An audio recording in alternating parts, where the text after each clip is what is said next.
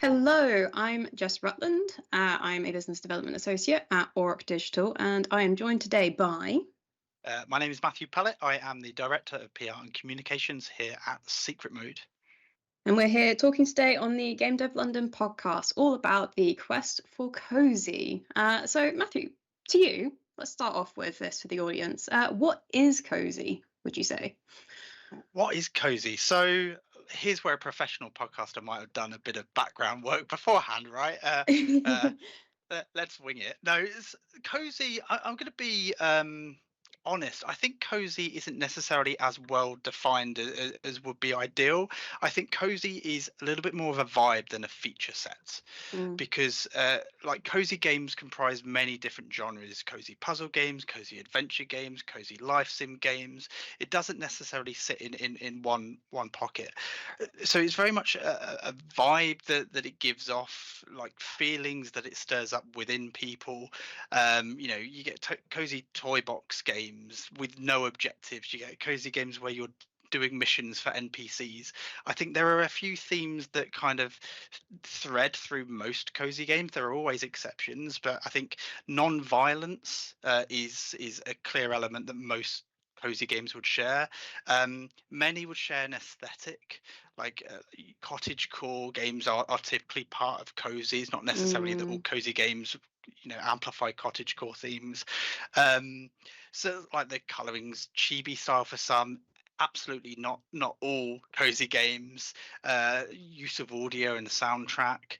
But overall I think it's a sense that players have wholesome and cozy feelings as they play games that sometimes stir emotions. It's not always like wholly positive emotions. You mm, can mm. have darker themes creeping into cozy titles as well. So it feels like I'm giving a bit of a cop out answer there, because I think there's good arguments to be made for lots of games to be considered as cozy, even ones that don't naturally present themselves as a cozy aesthetic when you Mm. first see them. But I think it's this unifying feeling of wanting to snuggle down on the sofa or sit back in your gaming chair and just enjoy a cozy, wholesome experience, however that may take its form on the screen in front of you. Yeah, I think it's really interesting for that, Matthew, actually, because I like that you described it as a vibe because that is really what it boils down to. I've been trying to wrap my brains around thinking like, what is it that makes it cozy? Like, are there features for coziness? And I think that I can definitely like pinpoint to a few things. I've got a neuroscience background, so I love to go, here is the brain reason for something. So, things like color palettes for the games and art styles, music as well, having music that's really calm and chill, very lo-fi-esque, nothing that's in like minor keys or scary or anything like that.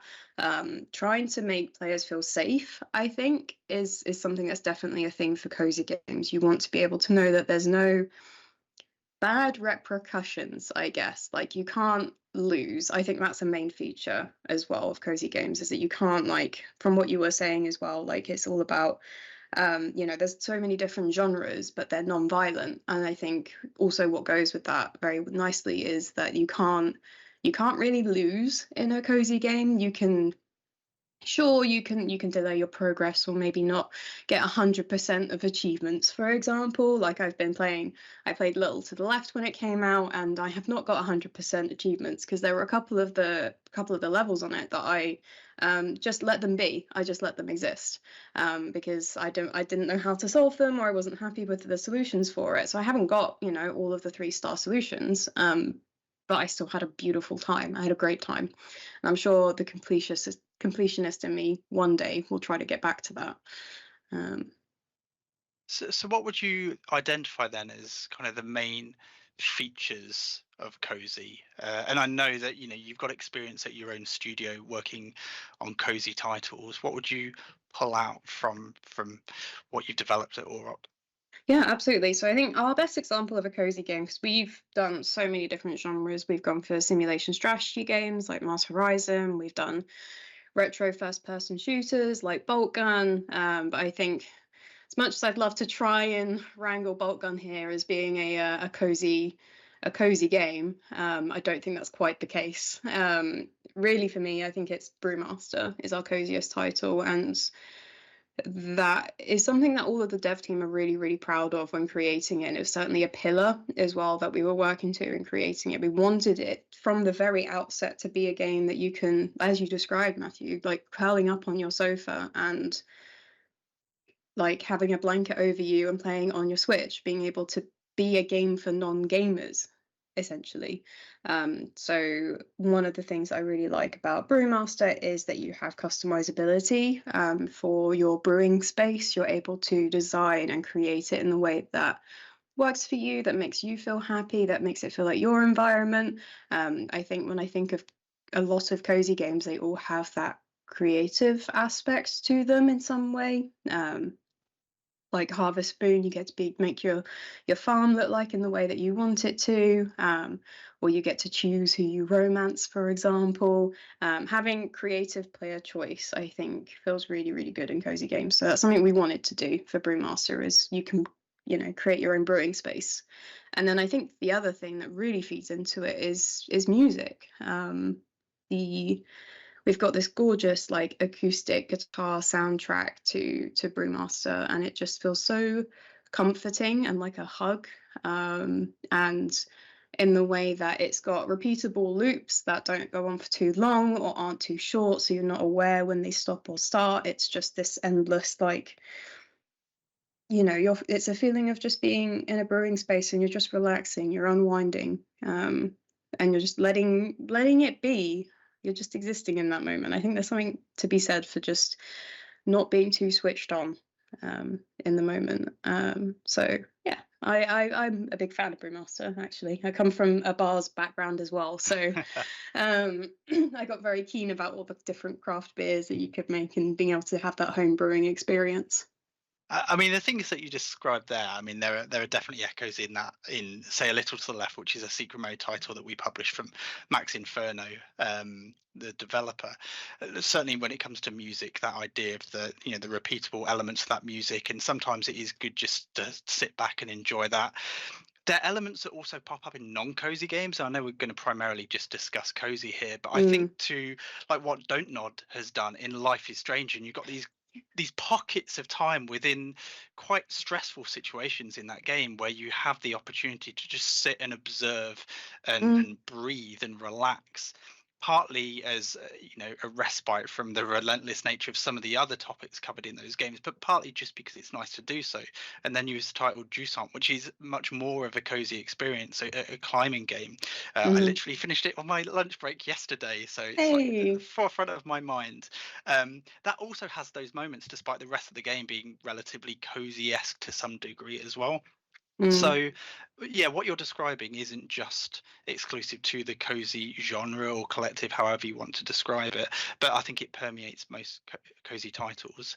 It's probably worth just touching on the history and the popularity of cozy, because cozy it's become super like at the forefront of what a lot of people are talking about in games in the last few years. But it stretches back, I think, decades, it can be argued. Gamesindustry.biz had a feature up in 2022 tracing it back to 1985, my year of birth, with Little Computer People.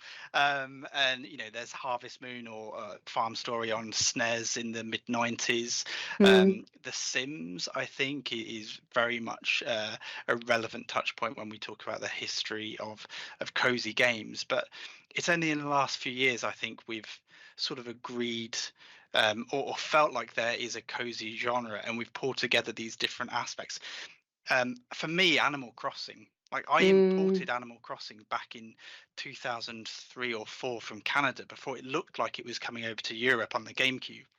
And I was there first year at uni, like with some friends on the corridor above, just playing Animal Crossing with them on a daily basis. And at the time, I would never have considered, I'm going to be a cozy gamer. I'm really into cozy gaming. But it was this unique experience for me, certainly someone who hadn't played The Sims prior to that point, where I'm normally quite driven by objectives and completing story, and yet I was constantly drawn to this game that had no objective beyond ones that I'd sort of created for myself, wanting to have that completionist element to it. But there was certainly no like overarching story other than paying off the mortgage and Yes. going on day trips with Captain, right? And I think those are some of the key games that have brought Cozy through the ages up until recent times. I think 2020 with global lockdown, we definitely saw a big spike in interest in cozy games. Mm, 2020 is when Wholesome Games was founded, and they do the Wholesome Direct Showcase every summer, and sometimes additional ones in the year. The most recent one, the Wholesome Snack, was with the Game Awards in December, and mm, they've done an incredible job, I think, of bringing cozy games into a more mainstream audience. In the middle of 2020 as well, Edge did that feel good issue as well. I don't know if you yes. remember that, and it wasn't exclusively cozy games, but Hmm. there were big cozy components in that issue, and it was wonderful. And it was just the ability to sit back with a magazine and just peruse all these cozy games and others, of course, in one like compendium. I really appreciated that. Zero Punctuation in 2020 talked about how cozy games were going to be 2022, how cozy games were going to be the next big thing, and the content creation scene now around cozy games is absolutely huge. For a Absolutely. little to the Absolutely. left, like that game, I think really took off in a huge way from TikTok coverage from last January. And I've Mm, done a couple of blog posts on Games Industry Biz and on Game Discover Co. talking about how cozy creators have taken certain titles and just pushed them into the stratosphere. So there's a whole scene now where cozy gaming isn't just about the games; it's about the entire community around the games themselves, and it's just. I don't know. I can't get enough of being part of that community. I don't know about you, Jess, but it's just such a nice, like, affirming place to sit and just escape for a bit of time. Yeah, I love it. absolutely. I think that's the sense of community. I'm really glad that you brought that up, Matthew, because it was, for me, that feels like a very pervasive thing in cozy gaming, is that it's the the types of games and the people that are drawn to those games. They're a sense of connecting to one another as well as connecting to yourself and within yourself, and being a little bit introspective and taking time. So obviously for, Animal Crossing, especially during all the global lockdowns, it was like a primary means of communication and being in a room with people that you loved. um, and is if you look on forums for different games or those content creators, they're usually the ones with the strongest communities behind them. They're the ones who are championing their content creator and wishing them the absolute best and think the absolute world of them. And they're just full of kindness and love and adoration and praise for each other as well. It's very wholesome, is really the word. And I think we see the rise of popularity as well as, from your festival that you ran last year on Steam, that Secret Mode ran, which was Cozy Quest, and being able to bring together so many great games in a festival and being able to show them off and to see such great reception as well from different devs, different publishers, different players. It's a way and a means to communicate and bring together, I think, the game developers with their players too, because I think there can be sometimes a little bit of a disenfranchisement between players and their devs, in some genres of games, because it can be very much like player versus dev and feeling, like devs aren't responding to feedback or not understanding, the kinds of games that players are hoping for or wanting. And I'm speaking as a player myself and knowing my own history here. I'm not, I've you know I've struggled definitely on some forums before where I have just been like, why don't the devs do this for me? I want this update, I want that update. And I think we're all a little bit guilty of it. But when it comes to cozy games and wholesome games, we're just happy to be there. We're just happy to turn up and be like, oh, look at what they made for us. This is great. I'm going to talk to them. And the devs are like, oh yeah, okay, cool. Thanks so much. I love it. I've been playing, I Was a Teenage Exocolonist at the moment. Beautiful game by Northway Games.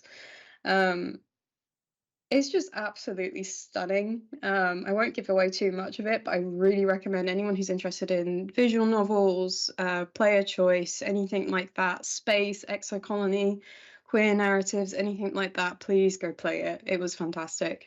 So beautifully written. And I think that it made me feel quite introspective and connect to myself as well during that, without sounding too corny. I'm very aware that this sounds incredibly cheesy, but it got me to, because you can essentially play, you play out a life from the ages of 10 to 20 as a teenager on an exocolony out in space, and trying to grow up as part of that colony.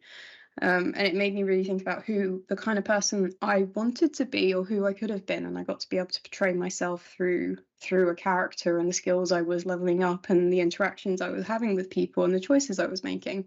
And it made me really connect to myself a little bit as well. I felt much more at peace with myself afterwards. So that's all the spiel to say. I love the sense of community, and I think cozy games have been, all the way since the beginning, they've been a means of connecting people.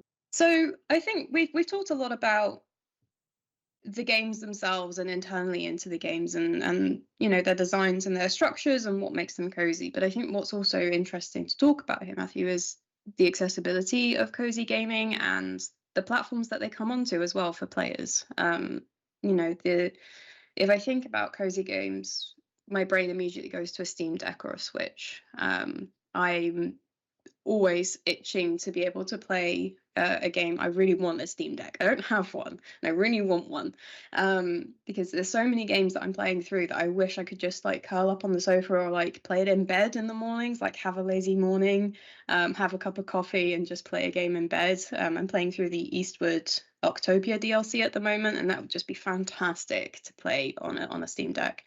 And I think there's something to be said around the platform and also the popularity of these games as well. I don't know from a publisher side, and I would love to know, but I'd certainly find from a developer and mild publisher side that the platforms where our cozy games perform the best is usually on the Nintendo Switch, and then PC. Do you find the same sort of thing? So we've got, like, within our publisher portfolio here at Secret Mode, we've got a couple of games that definitely fit in that cozy bracket. And spoiler, we may have more in the future. It's a space that we very much enjoy being in. So A Little to the Left is out on PC and Switch, and by the time this podcast airs, it should just have launched over on PlayStation and Xbox as well, which is super exciting. And then we have Loddernaut, which is currently just on PC. There is definitely a huge appetite on PC, and what's great about both A Little to the Left and the Loddernaut launch that happened at the end of last year is that it works brilliantly on Steam Deck. Loddernaut was Steam Deck verified almost instantly after launch. So we recognized that Steam Deck is a big pull for the cozy community, and that people do want the experience that you've just described, to be able to snuggle up on the couch, or stay in bed in the mornings. I dream of those days. We've got a little boy now who doesn't let us do that too much, though I will say he loves cozy games. Watching him play unpacking is just magic. So yeah, Steam Deck is huge for us, but Switch, like, arguably even more so. A Little to the Left on Switch has been a huge success. The game and then its DLC were featured into Nintendo Indie World. So Nintendo recognized that cozy is a real burgeoning space for them, and that it's not by accident that so many great cozy games come out either simultaneously or very closely on PC and Switch. So both of those are huge platforms, Steam Deck and Switch. And again, I'll go back to the content creator space. We see a lot of cozy creators who focus entirely on Nintendo Switch or on Switch and PC. You just go to YouTube and type in like cozy games, and you're flooded with some amazing creators in that space.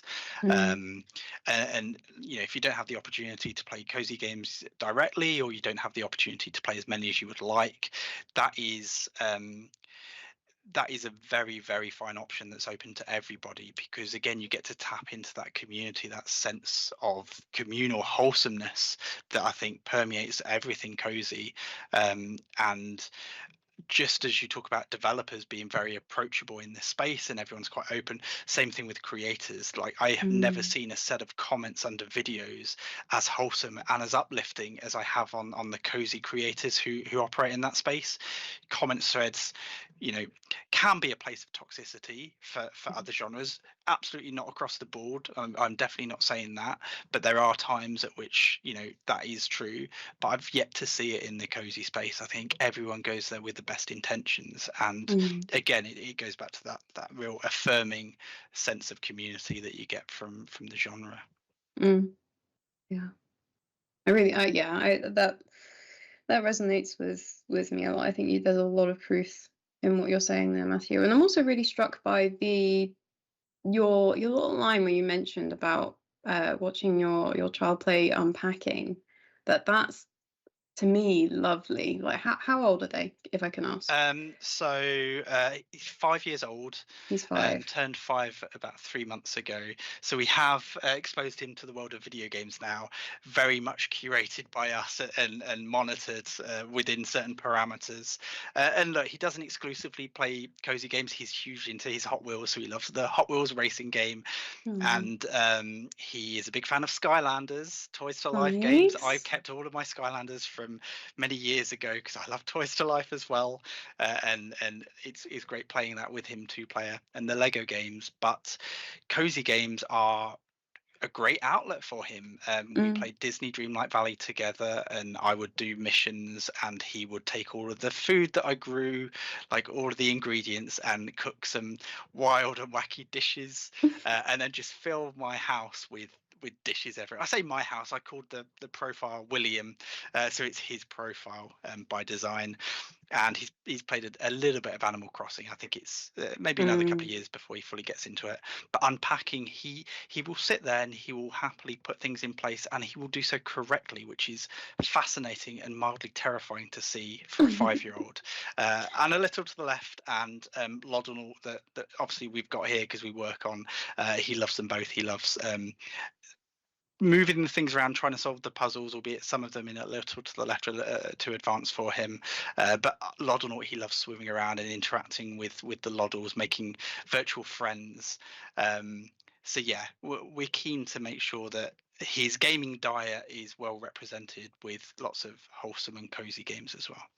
That's really, really sweet. I think that's just, it's lovely. It's a way for you to connect to each other as well, your love of gaming, and then being able to connect with him and share something that you love so much. And also the fact as well, I think with cozy gaming, obviously there are always going to be some games that are a little bit for the older audiences because they're, got tricky puzzles in them or something like that. But generally, I find that cozy games are a very safe introduction for children because they're quite accessible as a gaming genre. And I mean, accessibility is a broad term. So for all, ages and abilities, you often find in terms of accessibility for like anyone with mobility difficulties or vision impairments or auditory impairments, anything like that.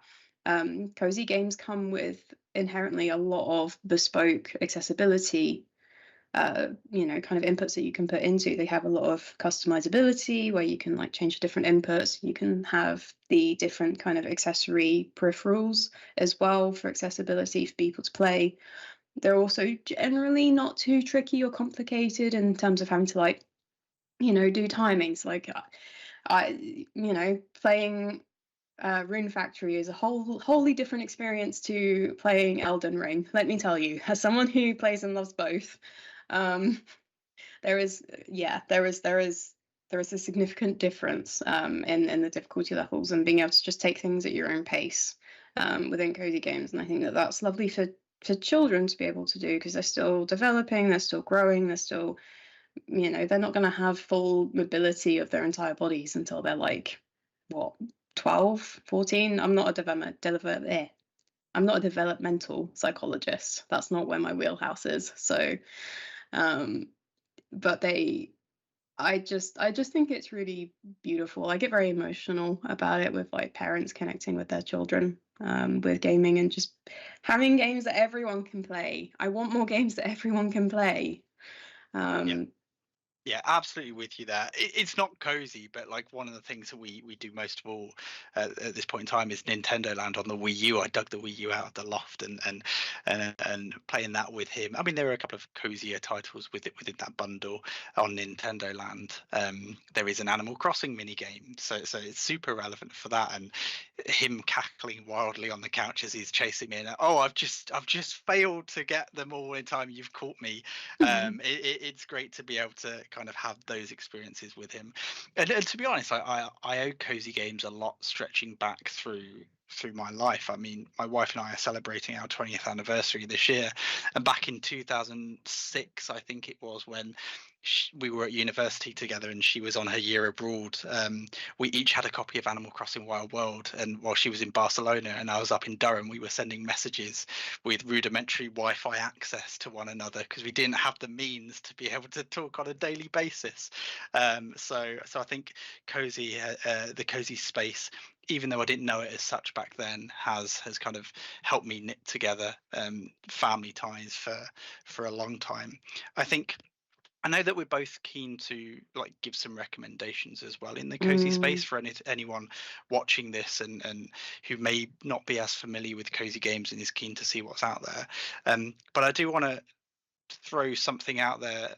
You talked about how you enjoy playing cozy games, but also Elden Ring. I'm also a big Yes. Soulsborne fan as well. But one thing I've observed, especially since joining Secret Mode, where we do have like a wholesome pillar of games and we do have cozy titles that we release and work on very closely, and that is like in the content creator space, I've noticed something that it rings true with me as well, but I never would have thought about it before now. And there is this really incredible overlap between creators who are into wholesome spaces and creators who are into horror. Horror games and wholesome are like this perfect complementary couple. And there are Aren't they? creators who, like, they're the only two things they deal with. There's Gab Smolders and Jacob Forster and people in this space. Like, you almost never know which way the coin's going to flip sometimes when you see a new video pop up on their channel. Is it a new horror game? Is it a new wholesome game? But they work together so well. And I don't know if it comes back to the Life is Strange mention earlier, where it's dealing with incredibly mature themes, and then you have the opportunity to just sit back and relax and decompress. And I don't know if it's that on a more macro scale, where it's like, okay, you've got your games which are putting you through the mangler, as it were, and you're gonna be like really like built up with lots of energy, and then it's like, okay, now I'm gonna play some Townscaper, a game with no objective really, and I could just like build some nice villages. So that's really interesting to observe, and I've really enjoyed the duality of watching people play horror and then wholesome, like one after the other, and seeing those two incredibly different genres combine. I think, yeah, it's a space that I think that partnership is going to develop. And you got things like Beacon Pines, which has like, it's not horror, but it's got like horror-ish like tinges to narrative, but it's very much considered a cozy game. I'd love to see more cozy horror lens Yes. in the future. Yeah, I think that's a really, really cool insight you've brought here, actually, because they are so diametrically opposed in many ways as genres, but at the same time, they're so complementary to each other as well. And I mean, obviously from the kind of psychological aspect of it, I think talking about it on a macro scale and having an individual, going through a scary game. So you've been playing, I don't know, The Evil Within or something really, really horrible. It's a great game, by the way. Recommend it. But you've gone through this experience of like being chased, and there's really unnerving stuff. And you need a way to calm your nervous system down after that. I think that it makes the effectiveness of cozy or wholesome games becomes even stronger when you've had that kind of flip side of the extremity. Going from one extremity to the other makes both of them feel more powerful and more effective. So knowing that you can always come back to this place of safety and calm, and then perk your nervous system straight back up again and get the adrenaline going and go for something like really hardcore, and then you can calm down again. I find that as a pattern in my own gaming history. I think I went from Lies of P straight into Exocolonist, and then I think I played something else, and then I went into Octopia because I was just going hard, difficult, high intensity, strong game, and then it was like, no, I want to calm down now. I want to chill. I want to turn my brain off after work. I don't want to be getting stressed. But I love both of them as well. This is the thing, because they both take my attention and are a different form of escapism, which I think is, really, really cool. And I think it's nice to see it as well as them being so complementary, and then looking at the catalogue of our games that we've done in the history as well and in the past. So we've ported to console Megaquarium and The Colonists, both really, really chill and lovely games, very, very calm. I describe them as very wholesome. But then we've also been, we're leading the forefront in retro first-person shooters with Warhammer Boltgun, which is rip, tear, gore, adrenaline pumping, blood for the old gods, and I just really like that even within our own studio, we've got people who are so enthusiastic about both of those types of games. Yeah. And I think that really comes across for you in Secret Mode as well. You've got Well, exactly. I mean, as you say, as you're saying this, like an idea's popped into my head. So we have our cozy titles a little to the left, and the cupboards and drawers DLC. We have Loddlenaut. Loddlenaut is a game about cleaning an alien ocean planet, picking up all the junk, making friends with the axolotl-like wildlife called Loddles. And just it was based on the Chow Garden mode from Sonic Adventure 2. Like, that was the jumping off point. And there are elements of Tamagotchi, but there's also a side of kind of Power Wash Simulator, or as I keep trying to insist everyone refers to it, Power Wash Swimulator for Loddlenaut. I hear all the groans. So we've got that, which is, underwater, cozy, wholesome game. But then later in 2024, we are also publishing Still Wakes the Deep, the very highly anticipated horror game from BAFTA award-winning studio The Chinese Room. So I'm sitting here thinking, maybe we need to do a Steam bundle of Still Wakes the Deep, like oil rig, 1975, off the coast of Scotland, isn't water terrifying, and Loddlenaut isn't the ocean a lovely place. Let's look after it, and maybe they'll work super well as a bundle. I don't know. I'll chat with our commercial team after this call. I think it's a great idea. And pitch it to them. That horror and wholesome combined into one. There you go. Secret Mode and Orog, both in different ways, delivering the compliment that everyone never knew that they needed before this podcast. Exactly. I think that's it's fantastic, really, and it just. Wow, I feel like we've broken new ground in this very podcast. You heard it here first, we listeners. Didn't even plan it. We didn't plan this. I think it's probably good to sign off with us both kind of giving some suggestions about the cozy games that mean a lot to us, and things we would push people to try out for themselves if they haven't. So I'm gonna put you in the spotlight first, Jess. Do you want to take us away with some of your hot recommendations? Absolutely, I can.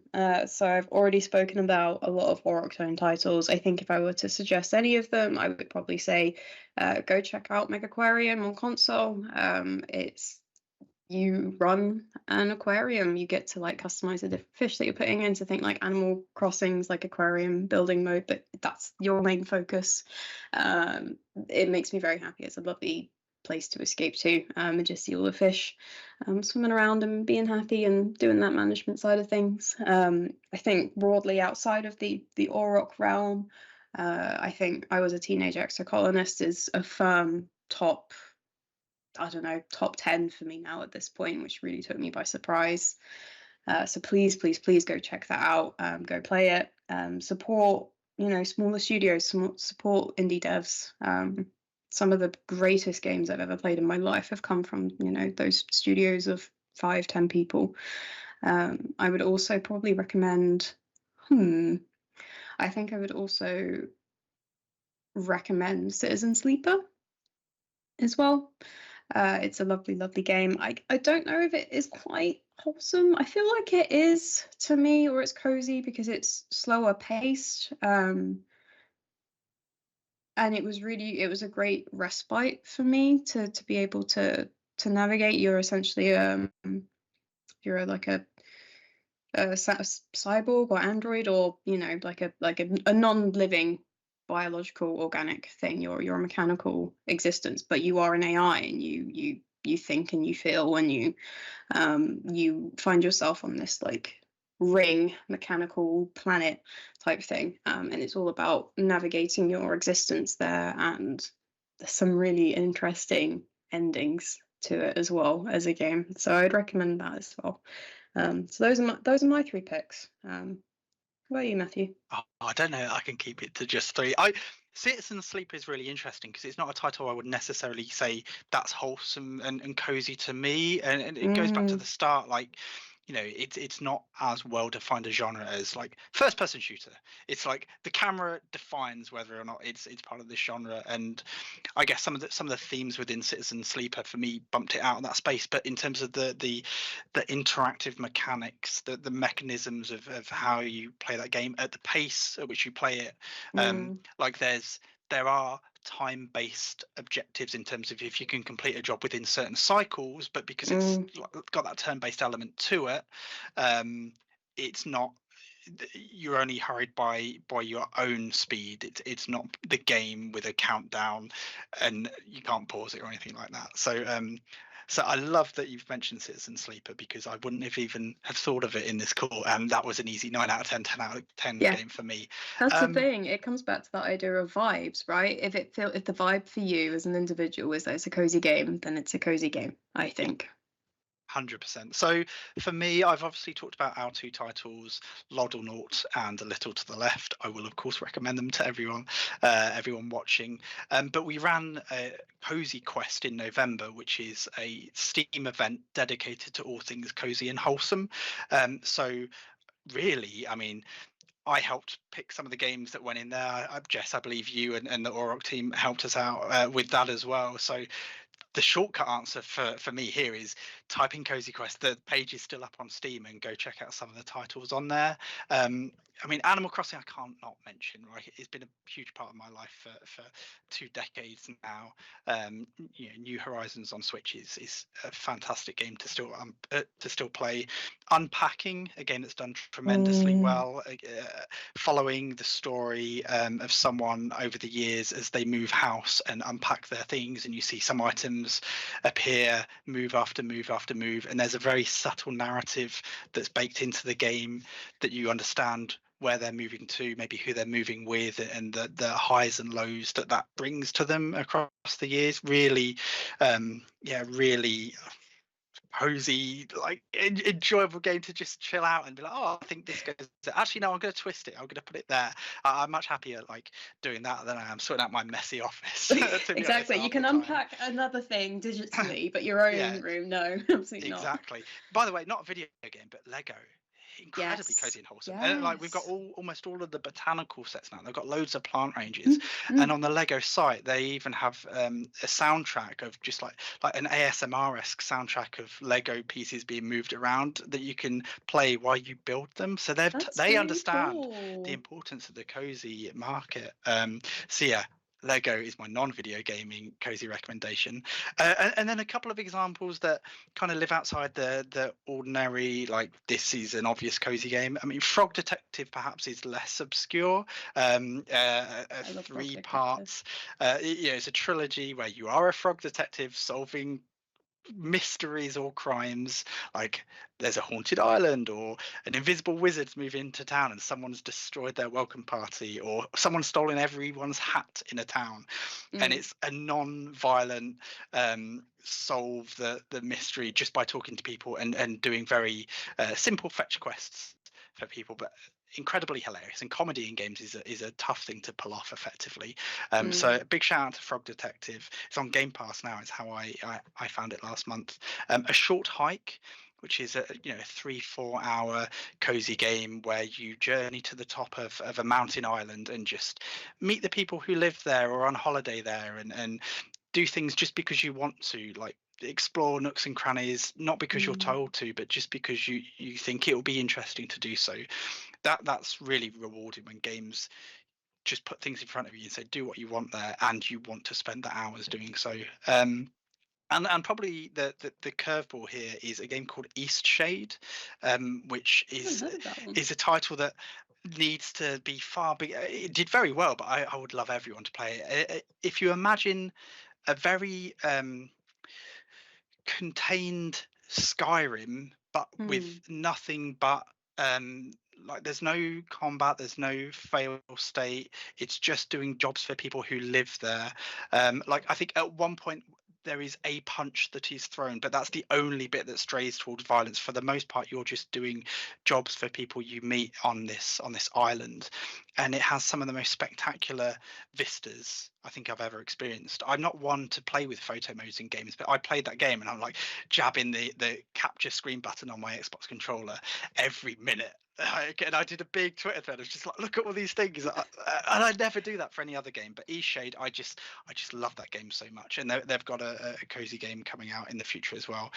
So please do check out that. And then games that are coming out. Gauntlets looks amazing. There's a game called Wood and Weather. I definitely want to give a shout out to, where it's a godlike sim where you control the weather in this wooden toy box town. Tiny bookshop, tiny glade. There are so many. That Cozy Quest Steam event page, please go check it out. There's some incredible games on there, far too many that we can mention here today. Yes, absolutely. And check out the Cozy tag as well on Steam. There is now a Cozy tag because of how popular this has become as a genre, as players have made their own defined tag to say, no, this is Cozy. And I've found so many great games that way. Coffee Talk is another one. Please go check out Coffee Talk. Please, it's lovely. You're a barista for this slightly mystical Fae-esque town where you've got different folks coming in, and they just chat to you about their lives and what's going on, and you just get really connected to the characters, and there's a few little curveballs going on, and you get unfurling storylines and arcs, and it's a lovely game. It's really fun, and it's also fun to be able to think about how to make a latte and trying to do latte art. I'm terrible at the art. I'm so bad at the art.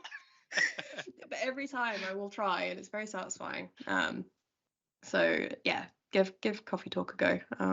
But yeah, I think that's kind of like bringing us to a gentle close now. I think, Matthew. I think this has been a really, really fun conversation for me. It's been really nice to think a little bit more broadly and a little bit more blue sky about Cozy, and to think about what does it mean to us, what does it mean to devs, what does it mean to players, to publishers, and kind of where has it come from as well. It feels like a out of the blue phenomena a little bit. So yeah, I mean, thank you. Thanks for chatting with me. It was great. Thank you. It's there aren't many genres I can honestly say are as fun to discuss at length as the cozy and wholesome space. It goes back to, this sense of community, and just everything feels super uplifting. Even the cozy titles that maybe deal with other themes as well. Like it's whenever I play a cozy game, whenever I think about it, whenever I talk about it with others, like I always end up like finishing that experience, that conversation, that gameplay session, whatever it is, feeling better than when I started. And I think that's the best way I can sum up the cozy and wholesome space. Like it is such an uplifting place to be in, to explore, to work in on a day-by-day basis. And I'm just delighted that it's now been recognized. Like, I didn't recognize it previously either, but now we're in a position where it's recognized, where it's celebrated, and I just hope that it continues to grow. This doesn't feel like a flash in the pan to me. Like this feels like it is here to stay, and it is only going to get bigger. So I'm all for it. Bring it on. Yeah, absolutely. Well, thank you everyone for watching and or listening. Obviously, just to do the quick little plug, as we got to do, please go and visit our website, orcdigital.com, or check us out on Steam. Find all of our games. Bolt Gun. Please go wishlist Master Horizon 2. That's our upcoming title that we're really, really excited coming out at some point at an undetermined time that I cannot divulge. Yeah, please go check out all of the games as well we've spoken about too, and just have fun, enjoy yourselves. And from us at Secret Mode, I'll echo the Auroch shout out there, especially for Master Horizon 2, because we're the publisher of this game, of course. So we're very, very excited about that. Please check out our wholesome titles. A little to the left, it's DLC Cupboards and Drawers. Laudanort, keep your eyes peeled for future wholesome titles coming from Secret Mode, and look out for some of our other titles, horror games, and more beyond as well. Thank you very much for watching and listening, and thank you to Game Dev London for giving us this opportunity to talk about wholesome and cozy games on the podcast. Yeah, thank you very much. Bye, folks. Bye bye.